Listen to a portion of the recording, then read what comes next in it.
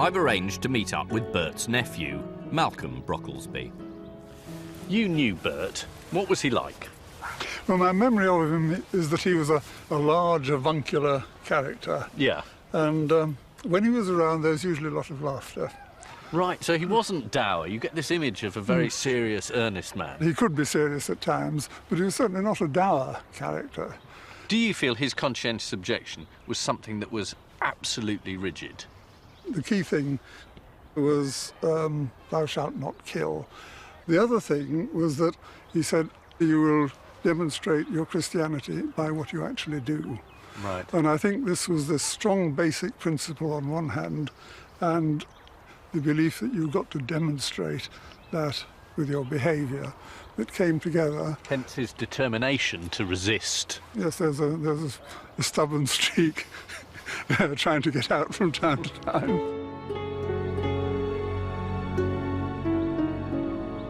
The army tried to break Bert's resolve, constantly pressing him to sign up. In response, he and the other absolutists began a campaign of passive resistance. They refused to dress in uniform. They would not go out on parade. Bert even refused to peel potatoes. The prisoners kept up their spirits, not just by drawing on the walls, but by praying and singing together. Bert's neighbour, Norman Gordy, led the singing and tapped out the rhythm on the concrete floor. Their favourite, apparently, was Nearer My God to Thee, with Bert providing a rousing bass.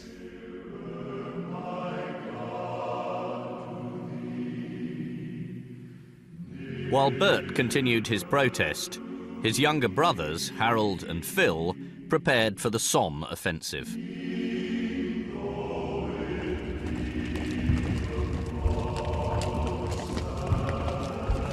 They were among 400,000 men who gathered along an 18-mile front.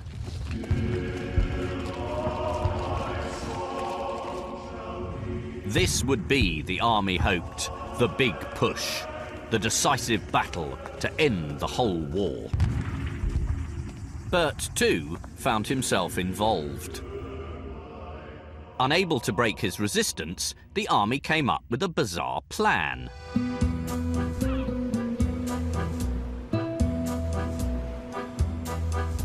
The prisoners were brought here, to the port of Boulogne in northern France, where thousands of troops were stationed before heading off to the Somme.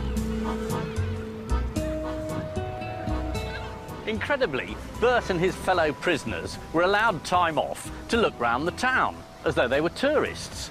They came down here to the beach, went for a paddle, played football, and being English, pooled their money together and had a nice cup of tea.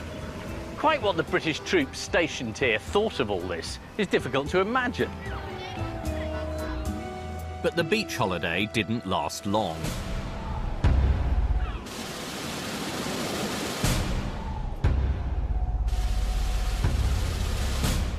Bert and the other prisoners were marched to the top of the cliffs overlooking the harbour, where an army camp had been set up.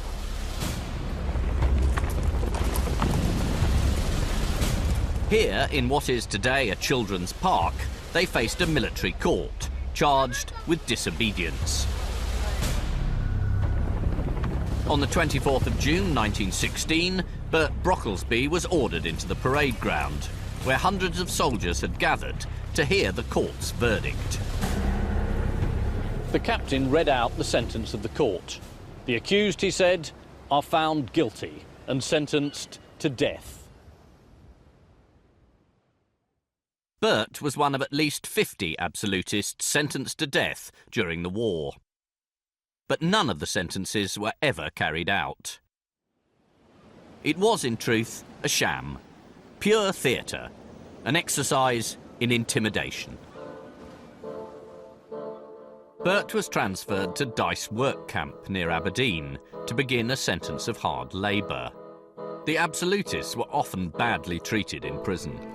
Many guards were unsympathetic former soldiers, and physical abuse of Conchies was commonplace.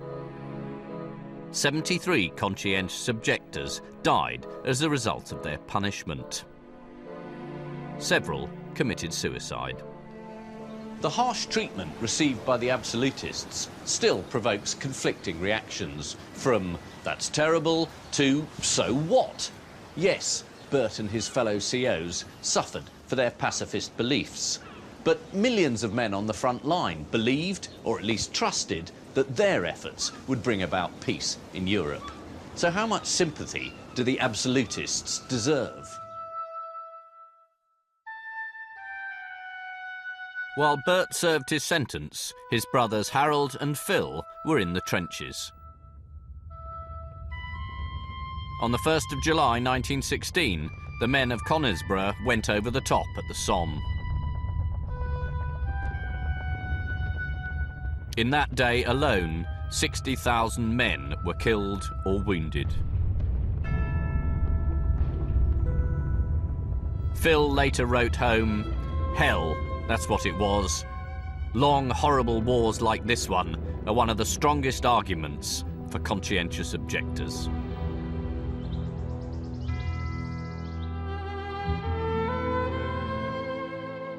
Harold and Phil survived.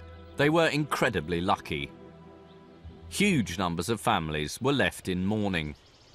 One can't help wonder how Bert would have felt if one or both of his brothers had been killed. Would that have challenged the certainty of his pacifism? Or would it have made him even more stubborn in his convictions? Absolutists like Bert took their religion to the extreme. Most men of faith set aside any reservations they had about taking life to serve what they believed was a greater good. But what if, once in the midst of battle, their convictions changed? What if a soldier began to question the morality of the war? What if doing his patriotic duty turned him into a conscientious objector?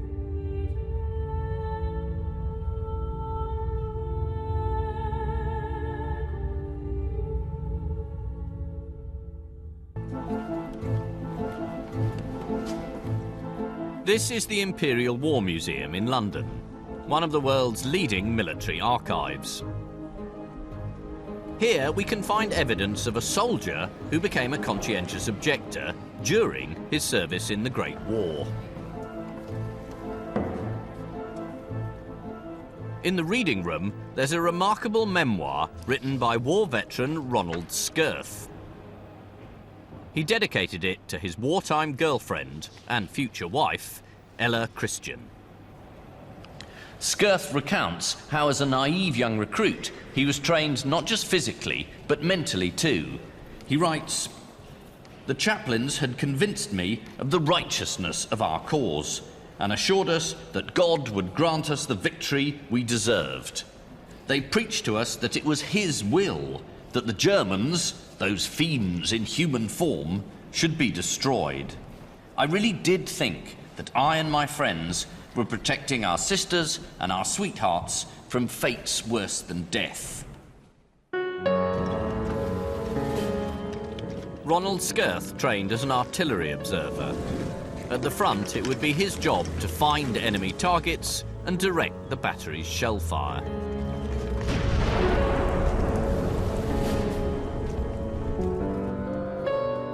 Jean Skirth is Ronald's only daughter.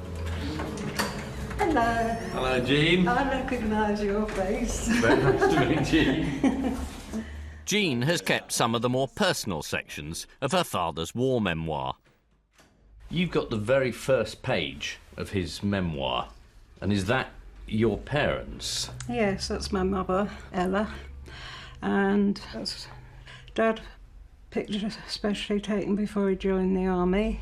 They look terribly young, Yes. and almost like children. Yes, well, they did actually meet at a musical evening. Right. He fell in love with her. And he's written what time. It was 7 o'clock on the 26th of July in 1916. And she sang and he played the piano. No, I mean, how more romantic Could you get? Absolutely. Just a few months after meeting Ella, Ronald Skirth volunteered for what he saw as a great adventure. He took with him a treasured possession, a book of poetry. This is a copy of The Golden Treasury by F.T. Palgrave. It's got his name, and as you can What's see... he interested in? The romantics. Well, the romantic, yes, of course. I mean, he's romantic to the end, wasn't he? Keats, Shelley, Yeah. Wordsworth. Gosh, there's a poem called Ode to Duty, and he's written in his handwriting, "There's only one way of happiness for man, obedience."